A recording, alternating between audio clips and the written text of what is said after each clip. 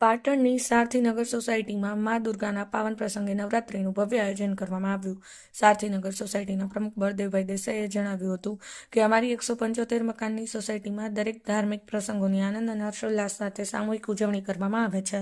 અંબાજી નૈલિયામાં આવેલી પ્રથમ નંબરની સોસાયટી સારથીનગરની આજની દિવસે આજે પણ લોકો યાદ કરે છે. આ સોસાયટીમાં શરૂઆતમાં આસપાસના ગામડાઓ અને શહેરના લોકો નવરાત્રિ જોવા માટે લોકોના ટોળા ઉભરાતા. સારથીનગર સોસાયટીને પાટણ નગરપાલિકા દ્વારા એવોર્ડ રૂપે 5,000નો પુરસ્કાર પણ મળેલો. આજે પણ પરિવાર દ્વારા સામૂહિક રીતે એકબીજાના ખભે ખભા મિલાવી ઉત્સાહભેર ઉજવણી કરવામાં આવે છે. નવરાત્રિના પાવન પ્રસંગે મા અંબાના ચોકને રોશનીથી શણગારવામાં આવે છે.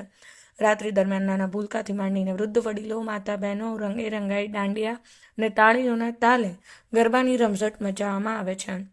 દરરોજ ચા નાસ્તા, ઇનામ વિતરણ, લોણી, વેશભૂષા અને સ્વચ્છતા અભિયાન જેવા કાર્યક્રમ કરવામાં આવે છે.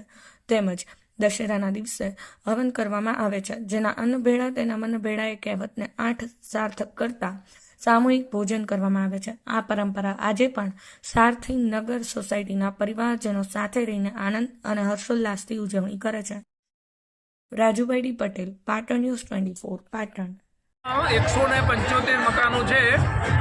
છેલ્લા 20 વર્ષથી અમે પરંપરાગત રીતે નવરાત્રિનું બહુ ભવ્ય આયોજન બધા સાથે મળીને કરીએ છીએ. દર વર્ષે નવરાત્રિમાં અલગ અલગ ટ્રેડિશનલ રીતે વેશભૂષા સાથે બહેનો અને ભાઈઓ બધા ઘણા જ ઉત્સાહથી આ પ્રસંગને ઉજવે છે. ચાલુ સાલે અમે એક નવી થીમ વિચારી, એક તરફથી મામેરું આવ્યું, બીજી તરફથી જાન આવી, બીજી તરફથી બધા માંડવિયા ભેગા થયા અને એનો એકદમ જબરજસ્ત ઉત્સાહથી જાનનું સ્વાગત કર્યું, મામેરાનું સ્વાગત કર્યું અને બધાને આનંદ થયા અને આજે ખૂબ આનંદ થયા અને આ ઉજવણી કરી.